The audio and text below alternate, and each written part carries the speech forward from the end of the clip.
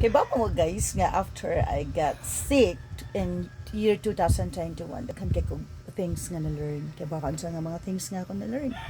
Yes, I always believe that give time to yourself because health is wealth. Importante jud kaayo siya kay kung dili bitaw hinuso di manglawas no. Daghan kaayong mga pugo nga dili ka makakuan mapugan nimo kaugalingon nga dili ka maka-function well. So you can spend time with your family as well as din na tumatiman na to ang mga anak. So karon guys, ang akong gibuhat is Monday to Friday, trabaho gid ko.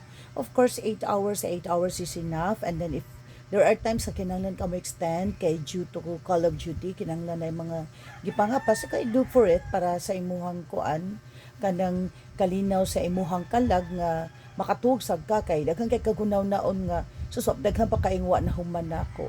Of course, on Saturday, rest day, so I have to relax. Depende na sa ako kung saan ako. Usahay, maadto ko sa mall. Usahay, maadto ko sa place nga tagsara kay nako adtuon. Like, maadto ko mag-shopping. Hinay-hinay lang gud siya. Ginagmay lang ba. And then, ang buhaton sa nako usahay is mag-beach ko or masuroy ko ako ra usahay ko ako mga anak.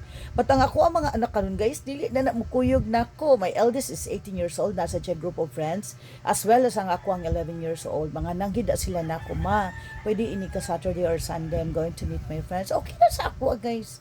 Kay as a parent, we have to adjust as well kung unsa ang ilahang mga pinahanglan kay di man all the time ato ang mga anak magsige gunit-gunit sa to ang kilid kay mukuyog mangayog unsa. So, lain na po ang ilahang milestone sa ilahang life.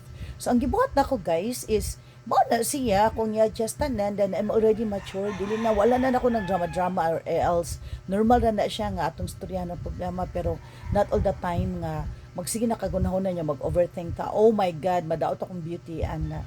So, simple, maura na siya ang life. Ngayon mong hunaw-naon nga, live a simple life and then respect yourself. If you think you need rest, you rest.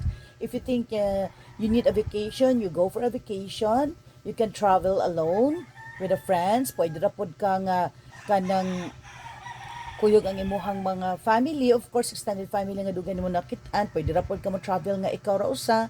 Pwede ra good with a friends. Depende na sa imo kung sa imong happiness. So next time guys, lain na po na itong topic and thank you for watching.